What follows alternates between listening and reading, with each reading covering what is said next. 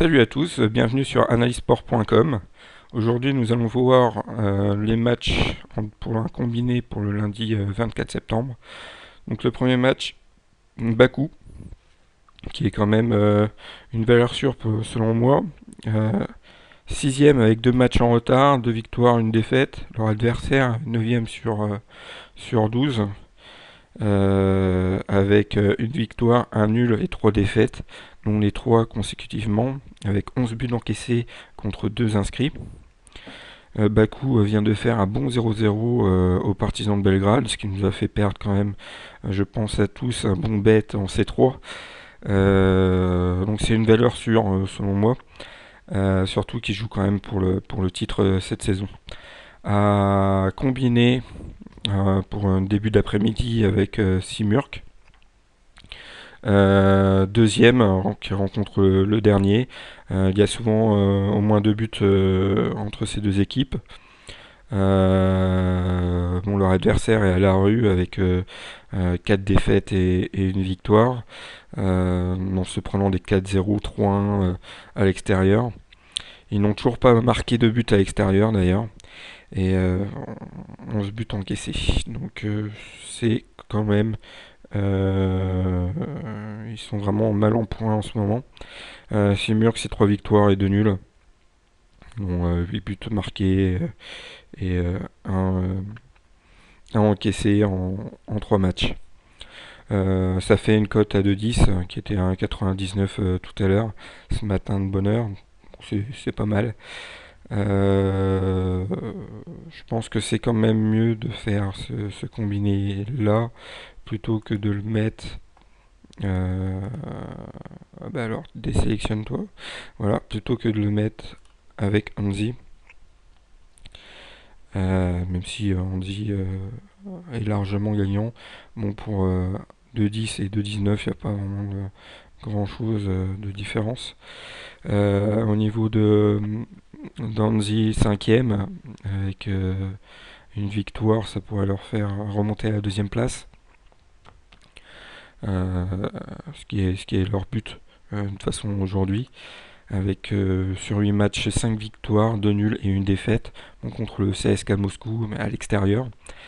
13 buts, non, 17 buts marqués, 10 buts encaissés, ça fait une moyenne de 3,3 buts par match.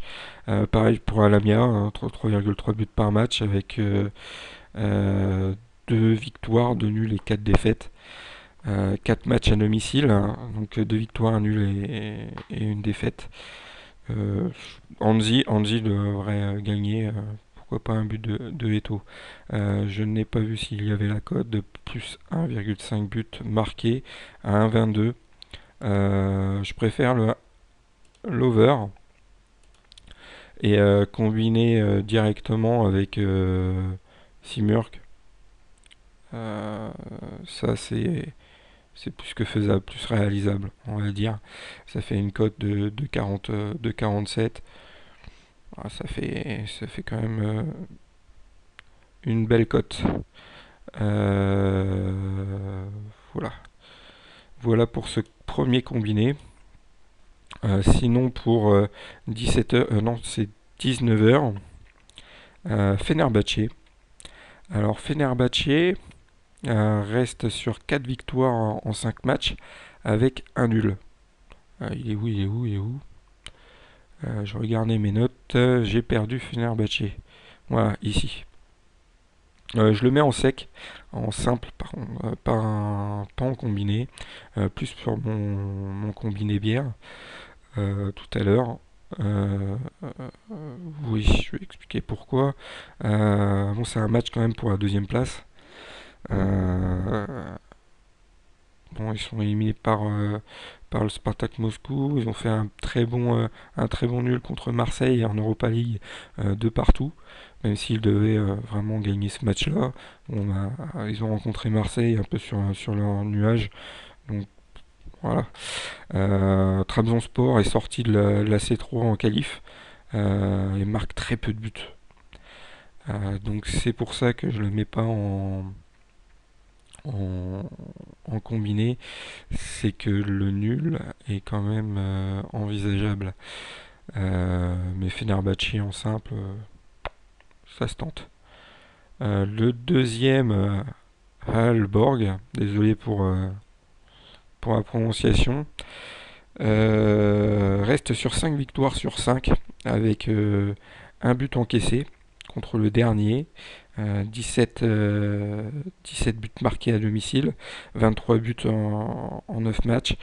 Donc le hic, c'est qu'ils ont gagné qu'une fois et ça remonte à 2008, 2-1 face à cet adversaire-là. Mais qui est complètement en méforme, hein. C'est en début de saison, dans cette saison. Donc, ouais, je le mets en simple, sans hésiter. Donc, voilà. Un autre combiné, c'est Blackpool. Blackpool qui joue pour la première place. Donc c'est lui de domicile, 4 buts encaissés depuis le début de la saison, un de marqué en 6 matchs. En face, c'est la plus mauvaise attaque, face à la meilleure défense. Ça va être très difficile pour une victoire de Town, plus que difficile.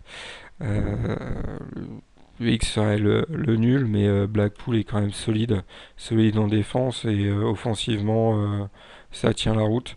Donc pourquoi pas le mettre en combiné avec le Real de Madrid, ce qui fait une cote de 1,94. Donc c'est vraiment à faire selon moi.